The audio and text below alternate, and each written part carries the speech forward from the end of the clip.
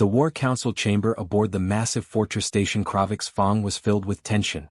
3 of the galaxy's most dangerous species sat around a large table, staring at the holographic display in front of them. These weren't ordinary aliens. These were Deathworlders, creatures who had evolved on the harshest planets imaginable, where simply breathing the air could kill lesser species. Commander Thaxvor of the Thornbacks stood nearly 3 meters tall. His body was made entirely of living crystal that could withstand temperatures hot enough to melt steel. When he moved, light bent through his form, creating rainbow patterns on the walls. Next to him sat Xeth of the Vexkar, a sleek serpentine creature whose blood was so acidic it could dissolve through starship hulls. Where she rested, small wisps of smoke rose from the floor as her natural fluids ate into the metal. The third member was Warlord Grom of the Crom, a massive being who could manipulate gravity itself. Objects floated and spun around him without him even touching them. These 3 species had conquered their brutal homeworlds through strength, adaptability, and sheer ferocity. They were the apex predators of their regions of space. They feared nothing. Until now.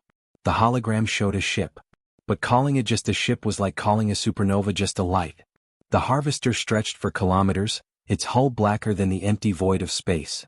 The recording played showed its latest attack. 200 warships, each carrying thousands of crew members, reduced to scattered debris in less than an hour. Thaxvor slammed his crystalline fist onto the table. The impact sent cracks spreading across the surface like spider webs. 17 civilizations destroyed in 3 months, he growled, his voice like grinding stone. Billions dead. And it shows no signs of stopping. Xeth hissed, her forked tongue tasting the air. Small drops of her acidic saliva hit the floor, burning tiny holes. We've thrown everything at it. Energy weapons, kinetic projectiles, biological warfare, quantum torpedoes. Nothing works. Its shields adapt within seconds. By the second shot, our weapons are useless. Grom manipulated the hologram with a wave of his hand, rotating the image of the Harvester.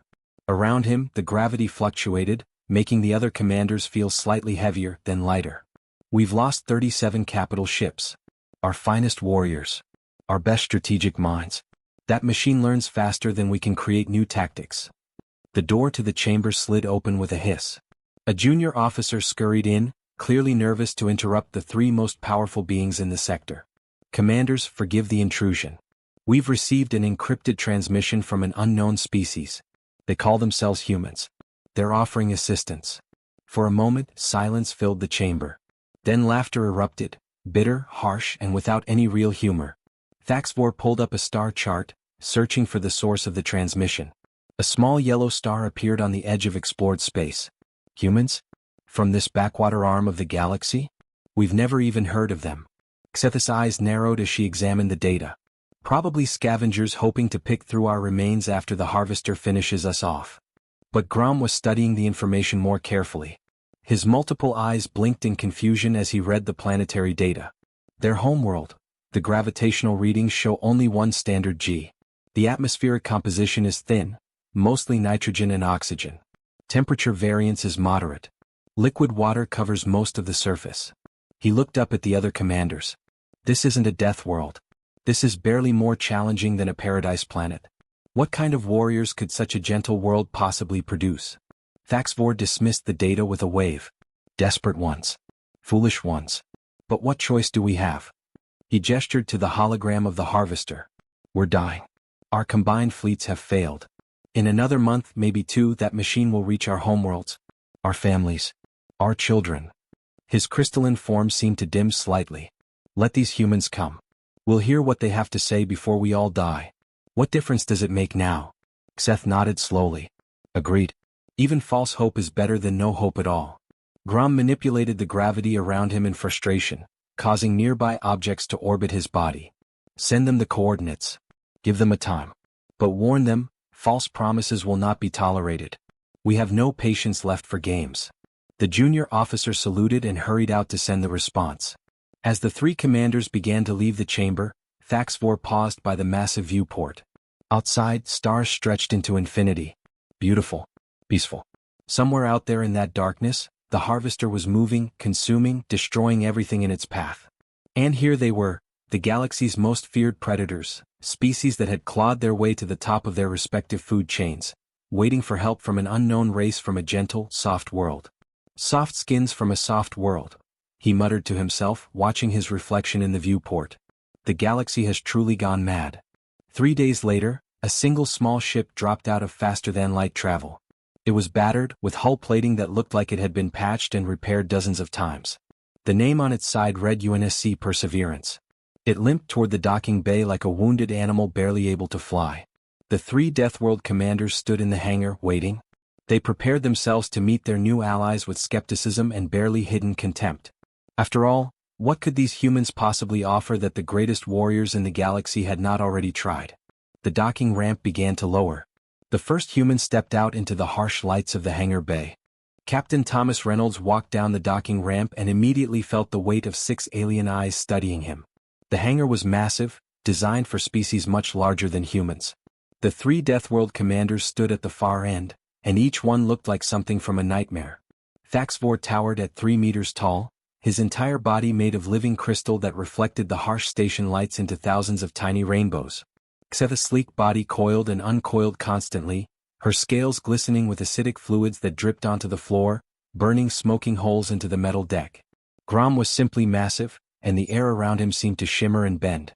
Thomas felt a strange pressure in his chest just from standing near the gravity-manipulating alien. Behind Thomas, 4 more humans stepped off the ship. Lieutenant James Cooper, a tactical officer with sharp eyes. Engineer Rachel Morgan carrying a data pad. Communications Officer David Walsh, and Medical Officer Emily Brooks. They all looked painfully small and fragile compared to the massive aliens before them. Thaxvor's laugh sounded like glass breaking. It echoed through the hangar. These are the great warriors who will save us? Look at them. Soft skin, small bodies, no claws, no armor, no natural weapons. They look like they would break from a strong wind. Thomas kept his face calm. He had been in worse situations before. Captain Thomas Reynolds, United Nations Space Command. We appreciate you meeting with us, commanders. Xeth slithered closer, her tongue flicking out to taste the air around the humans. Your world. This Earth. Tell us about its dangers. What terrible conditions created your species? What crucible forged you into Deathworlders? Rachel stepped forward with her data pad, pulling up information about Earth. Our planet has one standard gravity. The atmosphere is nitrogen and oxygen at comfortable pressure. Temperature ranges between -40 and +50 degrees Celsius in the areas where we live. We have weather patterns, seasonal changes, and diverse ecosystems with. Stop, Grom interrupted, his voice so deep it vibrated through the floor. You just described a paradise world. A garden planet where soft, weak species evolve in comfort and safety. He leaned forward, and Thomas felt the gravity around him increase slightly, making him feel heavier. Why are you wasting our time? We are dying and you bring us nothing. Because, Thomas said quietly, Earth tried to kill us dozens of times. Not through harsh weather or dangerous predators. Through ourselves. The 3 commanders fell silent. Their mocking expressions faded. James activated a holographic display. Images flickered to life in the air between the humans and the aliens. Cities covered in mushroom clouds. Trenches filled with dead soldiers. Massive naval battles with ships burning and sinking. Aircraft fighting in the skies above destroyed landscapes. We invented nuclear weapons while we were still learning to travel between our continents, James explained. We had 2 global wars that killed over 100 million of our people. We came within minutes of destroying ourselves during what we called the Cold War. For 40 years, 2 groups of our people aimed enough nuclear weapons at each other to sterilize our entire planet. Several times we almost fired them. Emily continued, her voice steady. We survived 12 major plagues that should have ended our civilization. We rebuilt after apocalyptic wars 7 times in our recorded history. We've faced environmental collapse, resource depletion, and near-extinction events. We're not Deathworlders because our planet tried to kill us. We're survivors because we refused to die even when we were our own worst enemy. The 3 commanders stared at the images. Species that nearly committed suicide multiple times, yet somehow survived and now traveled between the stars. It was difficult to understand. David brought up new data, showing the Harvester's attack patterns from every battle the Alliance had fought. We've analyzed every engagement you've had with this machine. We found something interesting. Red highlights appeared on the tactical display. Here, here, and here. The Harvester adapts to immediate threats within 2.3 seconds. Its shields analyze what's attacking it and change to block that specific weapon. But look closer. It only adapts to what's currently hitting it. It doesn't predict. It reacts. We already know this, Thaxvor said, but his voice had lost its mocking tone. He sounded genuinely interested now. We cannot strike it before it adapts. By the time our second volley arrives, our weapons are useless. Exactly, Thomas agreed. But you can make it adapt to the wrong thing. Rachel pulled up a detailed schematic of the Harvester's shield system. These shields are quantum reactive. They analyze incoming attacks and restructure their defensive frequency to block them. But that analysis takes enormous processing power. If you force it to adapt to multiple different threats across different energy spectrums at the same time, spread across its entire surface area, it has to divide its computational resources, Grom finished, his multiple eyes widening. There would be a vulnerability window. Brief but present. Yes, Thomas said. But you've been hitting it with everything at once. Maximum firepower, maximum variety from every angle. That's exactly what it expects now. It's learned your tactics. Xeth's tongue flickered rapidly, a sign of intense thought among her species. What if instead we gave it a predictable pattern? Made it confident in its defense. Made it lazy, James added.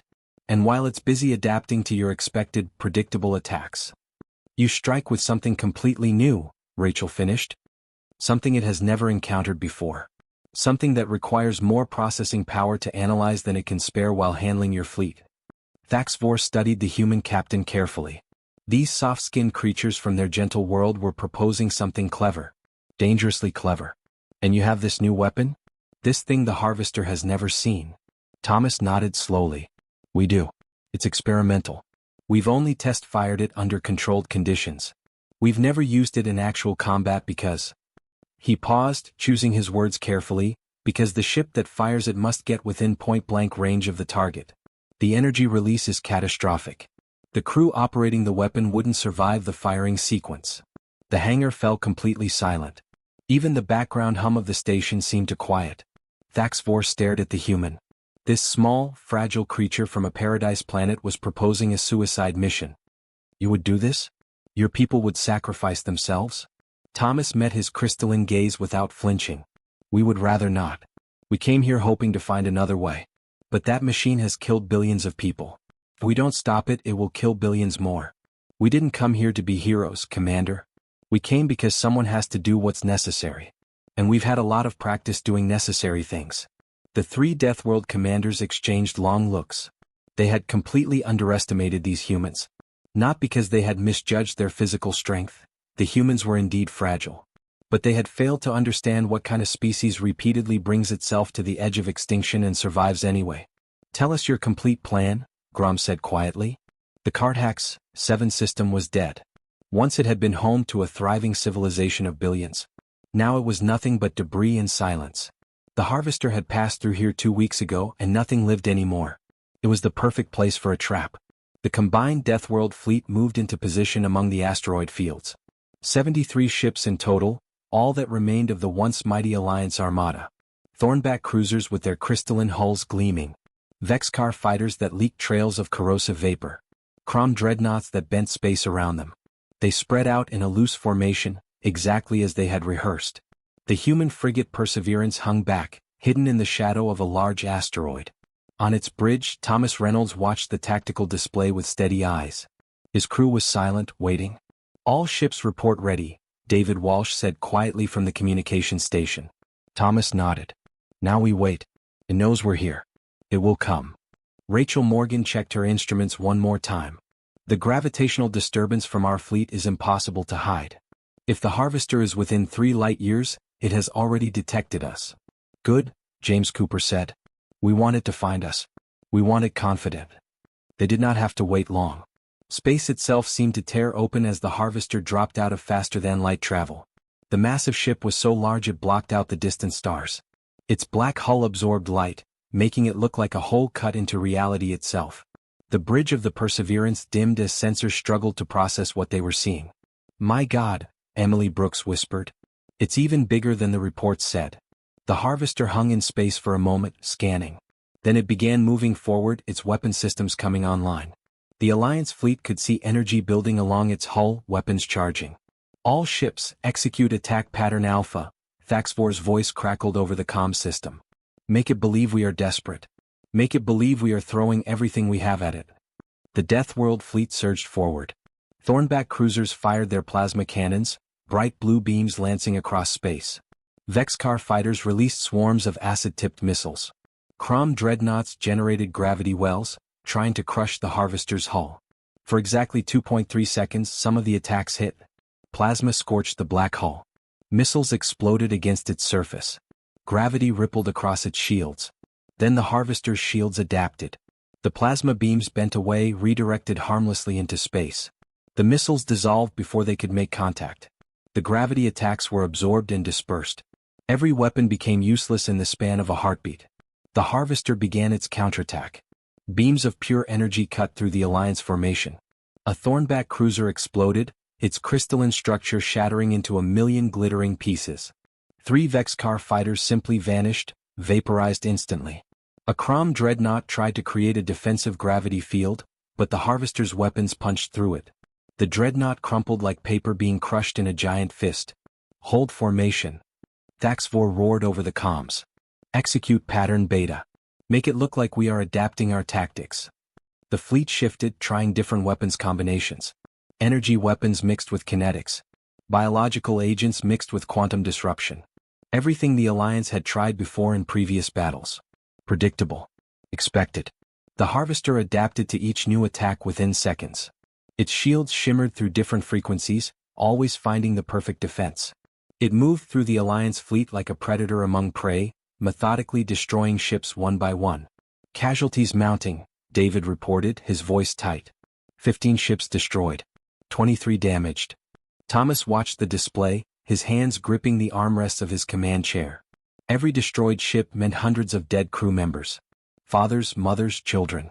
He wanted to give the order now, but it was too soon. The Harvester needed to commit fully. Another wing of fighters exploded.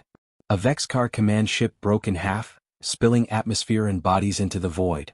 The humans hide like cowards. Xeth's voice hissed over the open channel as her fleet took heavy losses. Where is this great plan? Thomas ignored the insult. His eyes were locked on the Harvester's position. Not yet, he whispered to his crew. It needs to move deeper into the kill zone.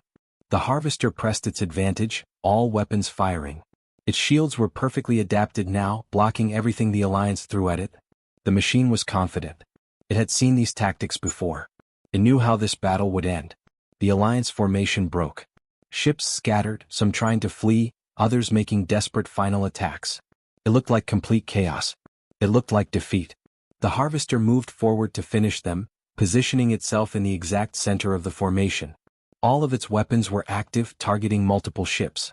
Its shields were adapted to every known threat from the Deathworld Alliance. Thomas took a deep breath. David, open the encrypted channel. Channel open, sir. Thomas spoke one word into his communicator, sending it across the specially prepared quantum link. Now. Far beyond the battle, space began to tear. Not the normal shimmer of a ship arriving, but a massive distortion that made sensors scream warnings. Reality itself seemed to split open.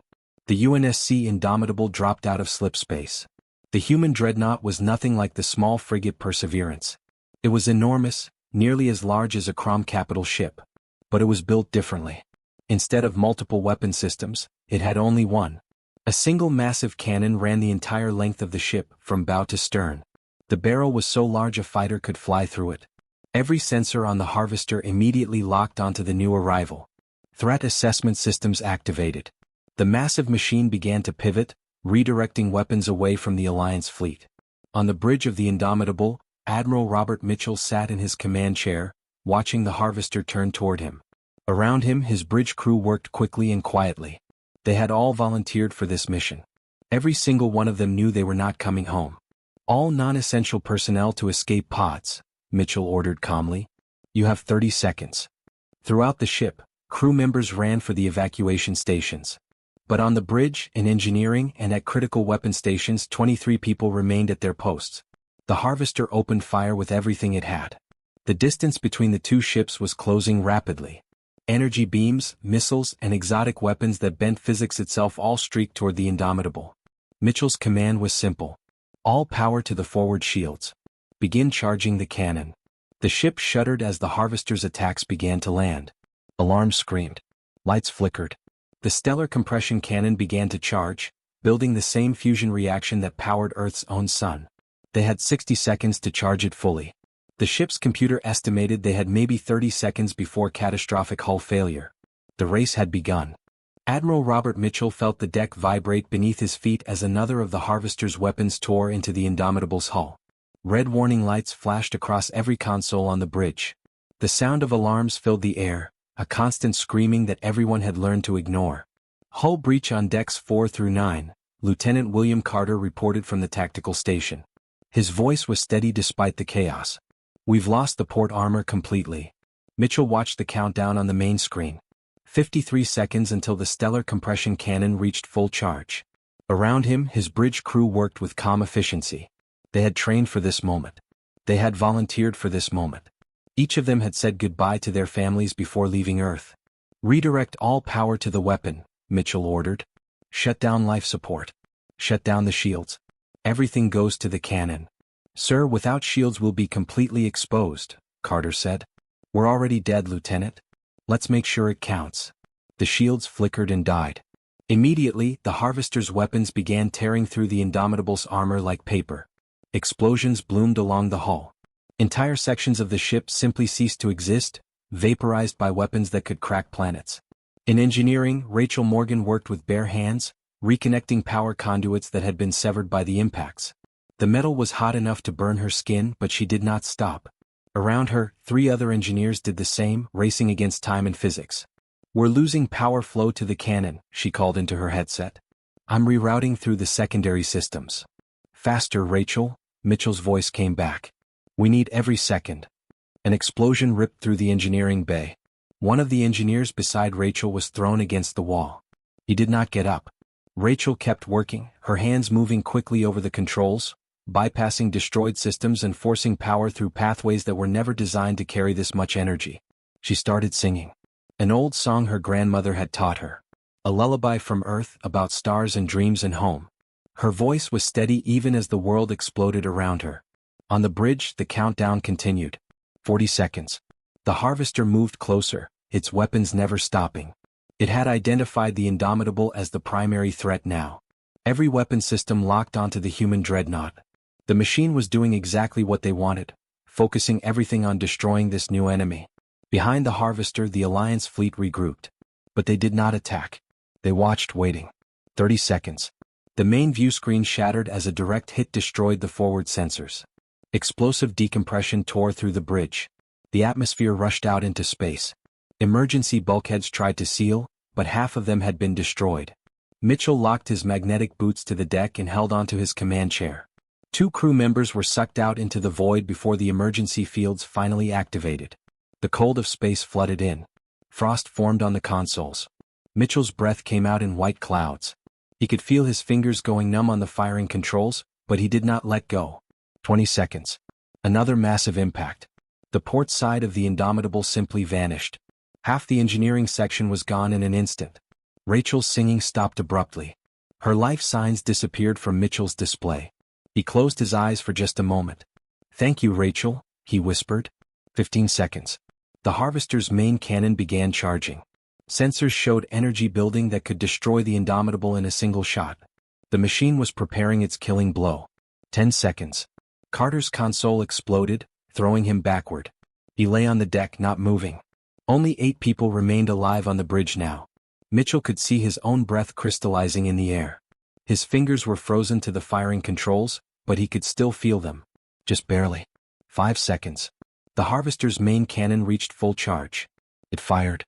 At the same moment, Mitchell pressed the firing control with frozen fingers that could barely move. The stellar compression cannon discharged. The Indomitable's entire frame shuddered. Every light on the ship went dark as all remaining power channeled into the weapon. The cannon fired a beam of pure fusion fire, the same reaction that powered stars, compressed and focused into a weapon that should never have existed. The beam lanced across the small distance between the 2 ships in a fraction of a second. It was as bright as a sun, as hot as the core of a planet. Reality itself seemed to bend around it. The Harvester's shields tried to adapt.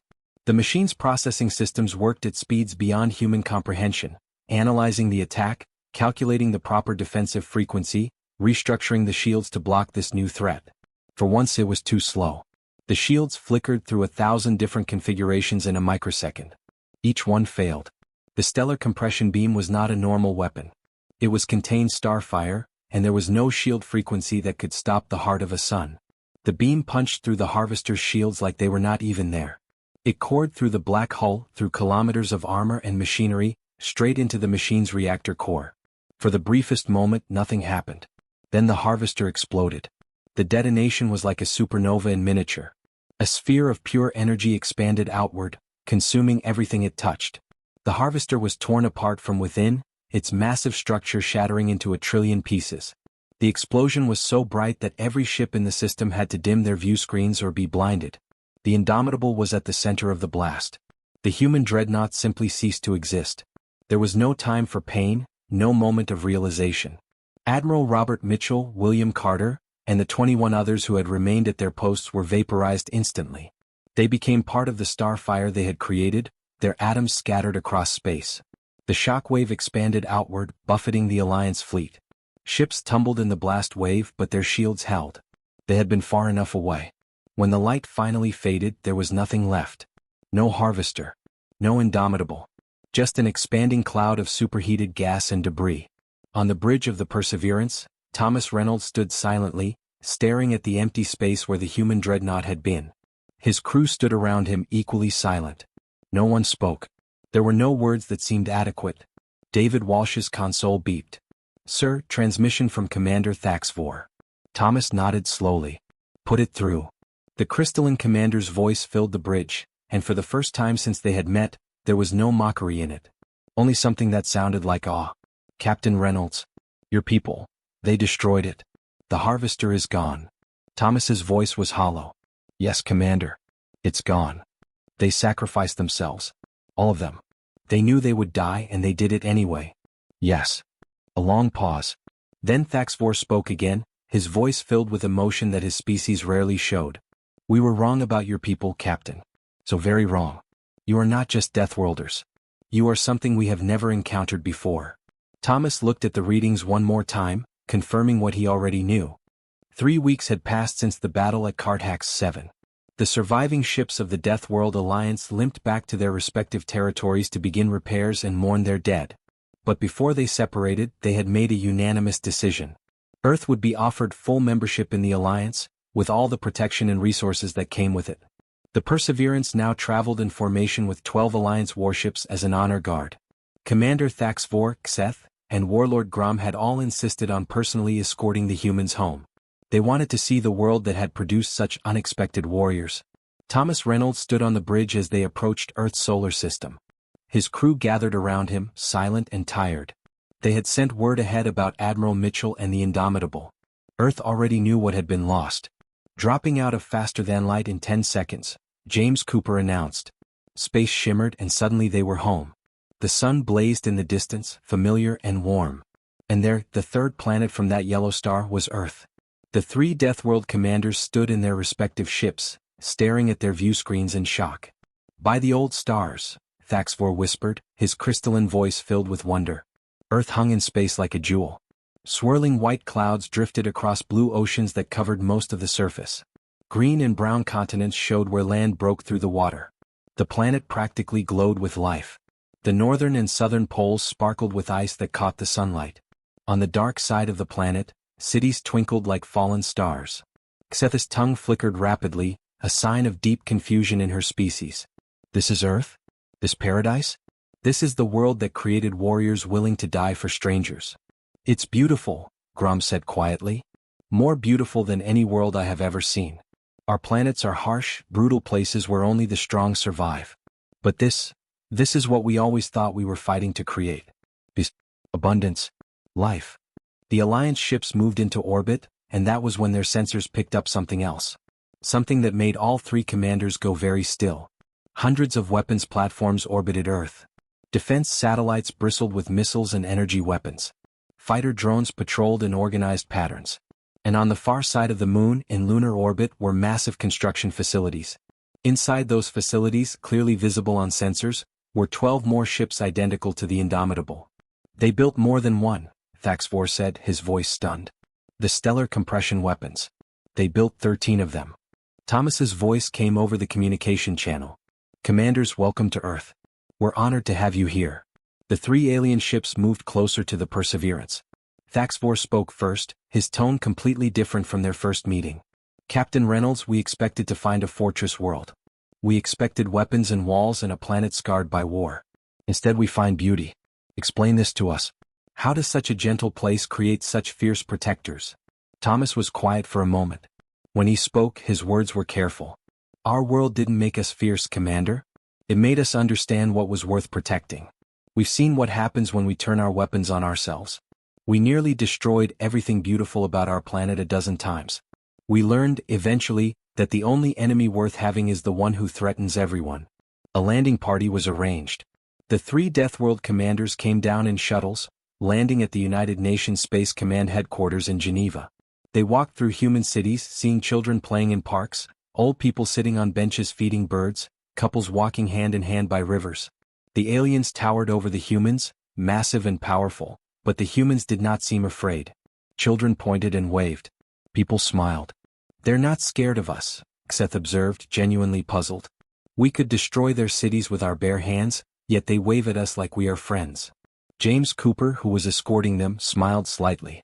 We're not easily frightened. We know what real monsters look like. They look like us when we forget what matters. That evening, a ceremony was held in high orbit above Earth. The Alliance had brought materials from their homeworlds to construct a memorial. Thornback crystal, Vexcar biometal, and Crom gravitational alloys were combined to create a monument that would last for millions of years. 23 names were carved into its surface, written in both human letters and the languages of 1,000 Alliance species. Admiral Robert Mitchell, Lieutenant William Carter, Engineer Rachel Morgan, and 20 others. The monument hung in orbit where it could be seen from Earth's surface at night, a new star that would never set. At the dedication ceremony, representatives from across the galaxy gathered. Thomas stood beside the 3 Deathworld commanders, looking up at the memorial. Ships from 100 worlds surrounded them in respectful formation. Thaxvor spoke first, his voice broadcast across all channels. We came to Earth expecting to find Deathworlders. Warriors forged by a harsh planet like ourselves. We were wrong. Earth is not a death world. It is a garden. A paradise. Yet from this paradise came the bravest souls we have ever known. Xeth continued, we survive because our worlds are harsh. We evolved strength because we had to. But humans chose to be strong. They chose to reach the stars. They chose to stand between darkness and the light, not because they were forced to, but because they refused to let evil win. Grom finished the speech. Admiral Mitchell and his crew knew they would die. They flew into battle with no hope of survival. They did this not for their own people but for all people. For species they had never met, on worlds they would never see. This is not the action of Deathworlders. This is something greater. This is sacrifice without expectation of reward. This is true courage. Thomas stepped forward. His voice was quiet, but every ship heard him clearly. Admiral Mitchell used to tell us that we're not special because we're strong. We're special because we choose to use our strength to protect others. He said that any species can build weapons, but it takes wisdom to know when to use them and courage to pay the price when you must. He looked up at the 23 names carved in alien metals that would outlast Earth's sun. We didn't want to be warriors. We wanted to explore, to learn, to make friends among the stars. But when the harvester came, when extinction threatened not just us but everyone, Admiral Mitchell didn't hesitate. None of them did. They gave everything so that others could live.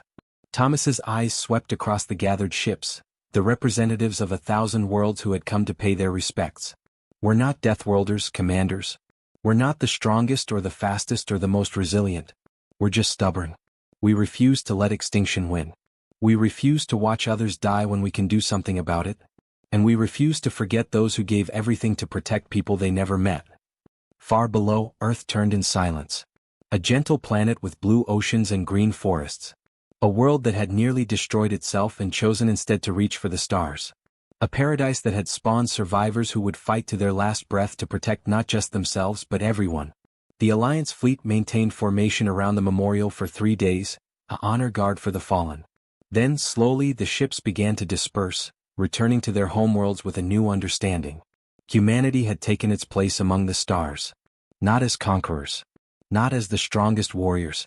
but as the people who refused to accept extinction, as the species who would sacrifice everything to protect others, as survivors who turned their stubbornness into something greater than themselves.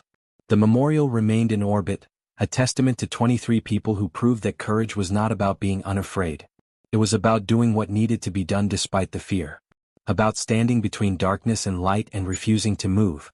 Admiral Robert Mitchell and his crew had wanted to explore the stars in peace. Instead, they became the shield that protected the galaxy. And in doing so, they showed every species what humanity truly was, not Deathworlders but something the universe had never seen before.